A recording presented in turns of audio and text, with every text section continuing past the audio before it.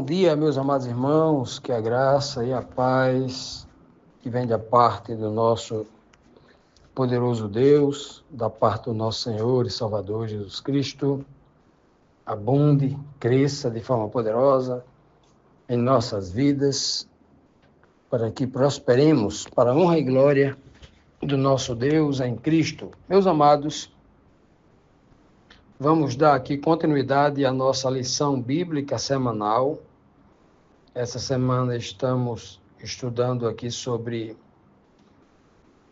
livres da lei da carne, né?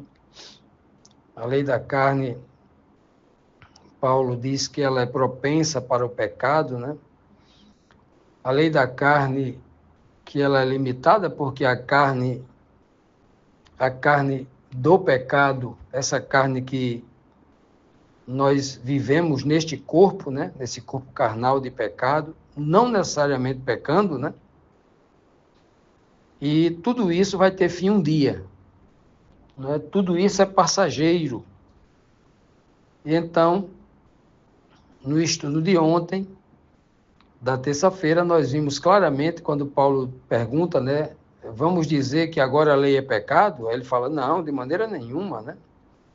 Eu só conheço o pecado porque a lei diz. Se a lei não dissesse, eu estava pecando e ia me prejudicar, ia sofrer várias consequências, né? Porque todo delito cometido tem uma consequência. E por causa da lei, eu tomei conhecimento do pecado e me livrei de pecar. É o que Paulo está dizendo aqui em Romanos 7,7. Em Romanos 7,8 ele continua dizendo que... E aí o pecado... ele aproveitou essa situação da lei, né, no homem pecador, o homem que vive transgredindo a lei, tomando a ocasião pelo mandamento, que diz não roubarás, e o sujeito vai lá e rouba. O pecado tomou ocasião por isso, acusou e exigiu a morte do transgressor. Tomou ocasião porque o mandamento existe, apontou que o sujeito está sendo injusto, porque está pecando, e aí cobrou a vida dele, né? Aí Paulo está explicando exatamente isso. Mas veio Cristo, né? Cristo, na sua obra maravilhosa, o que é que ele faz então, né? A gente vai sair um pouco agora do livro de Romanos, vamos para o livro de Hebreus, né? O livro de Hebreus, capítulo 10, versículo 14, para mostrar, usando uma linguagem tipológica lá do antigo santuário, para mostrar o quão poderosa é a obra de Cristo para anular esta carne no homem, para que o homem, como uma nova criatura, conhecendo a lei, praticando a lei, se torne alguém que viva debaixo desta graça em obediência. A pergunta é, como podemos dimensionar o tamanho da obra de Jesus? Hebreus capítulo 10, 14 diz assim, porque com uma só oblação aperfeiçoou para sempre os que são santificados. Veja, como é que alguém se santifica? A santificação, ela só ocorre na obediência. Não existe nenhum processo de santificação sem que o homem esteja seguindo uma lei, uma regra por obediência a Deus. Não existe santificação na desobediência, não é mesmo? Não existe essa possibilidade. Então, a santificação é um processo que todo homem que vai ser salvo para a vida eterna, precisa experimentar, precisa passar por esse caminho, precisa experimentar essa jornada, né? Então, quando é dito aqui no livro de Hebreus que Jesus, com uma só oblação, o que é uma oblação? Havia vários tipos de oferta lá no antigo santuário de Israel. E várias ofertas, oferta pela culpa, pelo pecado, oferta de gratidão, oferta, né? Havia várias ofertas. Existia a oferta de oblação. Essa oblação era uma oferta de cereais, juntamente com incenso e o azeite puro, né? o o óleo da oliveira, o azeite de oliva puro, puríssimo, batido, né? Que é o que a Bíblia pede. Então, quando se oferecia essa oferta de oblação, você oferecia, que era farinha de trigo, né? Esta farinha, por exemplo, a farinha de trigo, ela podia ser oferecida a farinha pura, né? A farinha em forma de um pão ázimo, de um bolo, né? Ou os grãos de trigo ali torrado.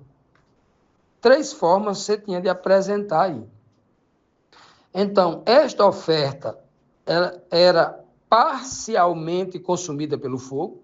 Imagine que você, por exemplo, vai apresentar 1 quilo de farinha de trigo. Você vai queimar ali no fogo, ali vai queimar 50%, a outra parte não queima.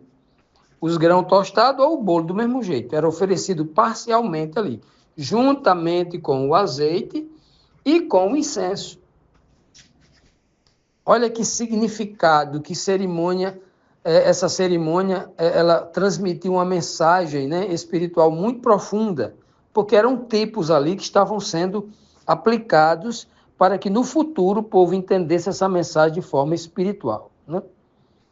A farinha de trigo, chamada de pão, que faz o pão, né, o pão ázimo, que é o alimento, no Novo Testamento a Bíblia diz que é a palavra de Deus que alimenta o homem espiritual. O pão físico de trigo alimenta o estômago, a carne física. Mas a palavra de Deus, que é o pão espiritual, o próprio Jesus repete o que Moisés disse lá atrás, né, dizendo a Satanás, nem só de pão vive o homem, pão de trigo, mas de toda a palavra, o verdadeiro alimento que sai da boca de Deus, né? Olha que comparação, né? O próprio Cristo diz, eu sou o maná que desceu do céu, o pão que foi dado lá, né? Tal. Existe um outro pão. Quando ele diz eu sou o maná, ele está falando de a palavra, porque Cristo é chamado de a palavra de Deus, né? A palavra de Deus, está lá em Apocalipse 19, 13. E aí nós temos aqui essa beleza. Aí você vê uma palavra que parcialmente, né, um alimento que parcialmente é queimado, ou seja, por que é parcialmente queimado? Porque o conhecimento que o homem tem, que vem do homem, ele precisa ser eliminado para que o verdadeiro conhecimento de Deus permaneça na vida dele, seja purificado, né? Venha realmente da parte de Deus, com a essência do óleo, do azeite de oliva, que é um símbolo da unção do Espírito Santo, né? E o incenso, que é uma tipologia das orações dos santos, que chega nas narinas de Deus como cheiro de incenso suave, né? Assim diz. Olha que beleza, quanta simbologia aqui.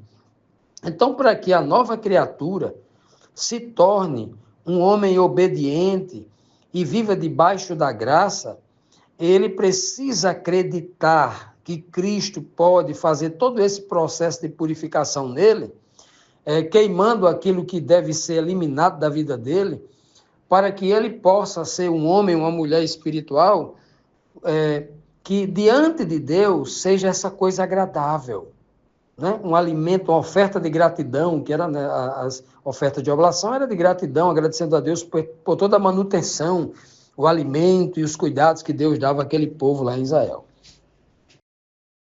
Continuando, amados, vamos aqui para a próxima pergunta, pergunta 8, que diz assim: por que o mandamento de Deus não opera a morte nos santos?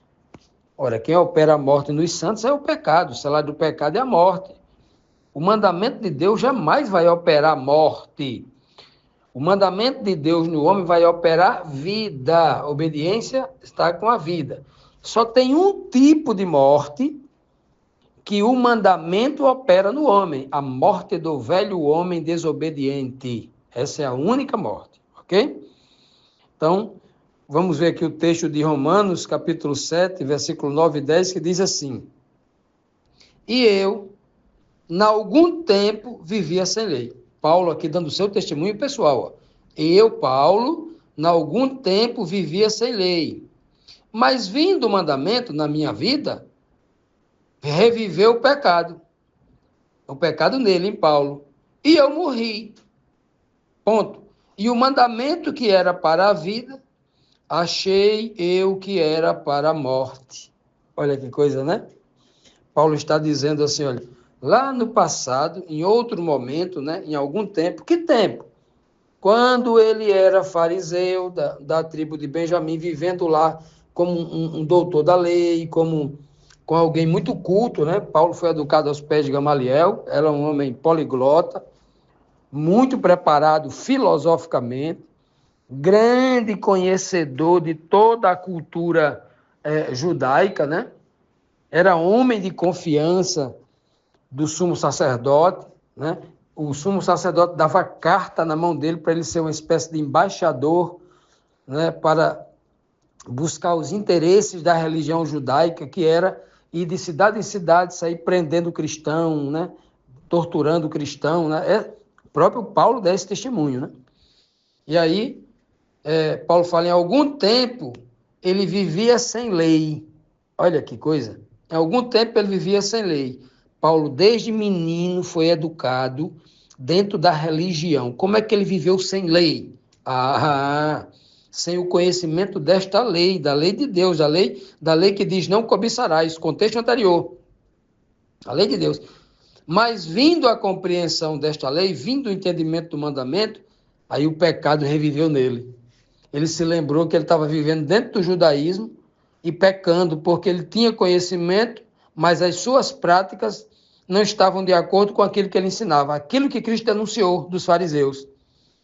Cuidado com o fermento dos fariseus. Tudo que ele mandar vocês fazer de acordo com a Escritura, vocês façam. Mas não façam o que eles fazem, porque eles dizem, mas não fazem. Olha, eles criam leis pesadas para o povo, mas eles mesmos, nem com o dedo, eles querem mover, obedecer a esses mandamentos. Foi isso que Cristo ensinou. E Paulo estava nesse grupo. Paulo era desse grupo. Inclusive, ele estava presente naquela comissão de líderes judeus ali, na ordem do apedrejamento lá de Estevão. E Paulo estava ali presente. Veja só que coisa interessante. Aí Paulo está dizendo assim, eu vivia naquilo, mas sem lei, sem obedecer à lei espiritual. Ele tinha um conhecimento da lei, mas não tinha dentro de si. Aí Paulo disse, quando o mandamento chegou em mim, o pecado reviveu. Aí eu precisei morrer, eu morri. Quem morreu? O velho homem, para que a nova criatura em Cristo nascesse. E ele diz agora, depois que ele nasceu como nova criatura, e o mandamento que era para a vida, eu achava que era para a morte. O mandamento de Deus, que foi dado para que o homem tenha vida, olha, ele sabe disso porque e tem inúmeras passagens no livro de Êxodo, no livro de Deuteronômio, e em várias outras páginas de outros livros dos profetas, até antes de Malaquias, o livro de Malaquias, vamos encontrar várias outras passagens onde o Senhor, de forma direta e de forma indireta, vai dizer: obedeça os meus mandamentos, aos meus estatutos, às minhas leis, para que vivais, para que você possa viver. Inclusive, todas as promessas que estão lá estão condicionadas à obediência aos mandamentos de Deus. Não tem nenhuma promessa que ela é gratuita assim para o pecador que continua pecando. Não. Todas as promessas de Deus são condicionais. Ele diz bem claro, você será abençoado na cidade, no campo, onde você colocar a planta do seu pé, você será abençoado. Aí no começo está dizendo, mas se, olha a partícula condicional, se você obedecer aos meus mandamentos, você terá saúde, você será próspero em tudo que você fizer. Então, não existe prosperidade vindo da parte de Deus no homem que é desobediente. O que vai existir para o ímpio desobediente é uma prosperidade financeira. Essa riqueza não vem de Deus. Ela é temporária, ela vem junto com angústia, ela vem junto com depressão, ela vem junto com medo, ela vem junto com a avareza, com a ganância, ela vem com uma série de problemas. O mundo oferece uma riqueza, prosperidade financeira. A prosperidade de Deus é outra. Não estou dizendo que dentro da prosperidade dos homens de Deus, o Senhor também não possa contemplá-lo com algum dinheiro para que ele possa, ou até com muito ou com pouco, não importa, para que ele realize a obra de Deus, para que na vida dele o amor de Deus resplandeça, a glória de Deus resplandeça através dele. Com certeza, né? Com certeza. Mas é muito importante que nós entendamos isso aqui. Paulo achava, quando estava no meio do judaísmo, que o mandamento, né, era para a morte. Ora, e não era assim nas práticas do judaísmo? O que era que o judeu saía no dia de sábado, dia santo para eles, né? Conforme a escritura, ia na sinagoga lá. O que é que eles iam fazer? A Bíblia diz que eles iam lá, no dia, ao invés de guardar o sábado, estar ali se santificando para Deus, com a mente completamente limpa de maldade, de violência, de más intenções, eles iam lá ficar o dia inteiro esperando Jesus Cristo falar uma coisa para jogar uma pedra em Cristo, para apedrejar Cristo, para matar Cristo. E é o que Cristo denuncia. Como é que vocês dizem que são filhos de Abraão, estão intentando o tempo todo contra a minha vida? Como é que vocês dizem? Vocês não têm o espírito de Abraão, vocês não têm a fé de Abraão, vocês estão completamente equivocados, né? Então, para o judeu, naquela época, para aquele povo a quem Cristo denuncia o sinédrio inteiro ali, eles, obviamente, o mandamento para ele era para a morte, ficava o tempo todo investigando a vida do povo para encontrar alguém em delito, para apedrejar, para matar. O tempo todo vigiando para fazer o mal. Mas cadê? Por que eles não vigiavam o povo para fazer o bem? Não vigiavam para saber quem era a viúva que estava passando fome, o órfão que estava necessitado, o estrangeiro que estava sendo oprimido? Por que eles não buscavam fazer esse tipo de justiça? Era só a maldade, né? Jesus curou um rapaz no tanque de Betesda no dia de sábado, ao invés de dar glória a Deus, eles ficaram procurando quem tinha feito aquele milagre, que era para matar Jesus. O tempo todo assim.